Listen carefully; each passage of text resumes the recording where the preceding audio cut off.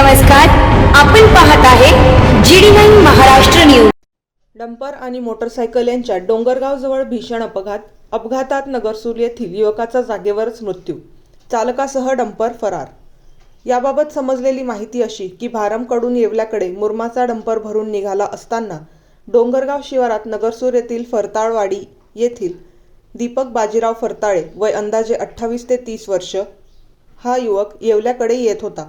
पाठीमागून आलेल्या डंपरने त्याला चिरडले व त्यात त्यांचा जागीच मृत्यू झाला असून त्यांची मोटरसायकल सुमारे डंपरला अडकून 2 ते 3 किलोमीटर ओढत आणली। ती मोटरसायकल रेल्वे गेटच्या कडेला अडकल्याने निसटून पडली।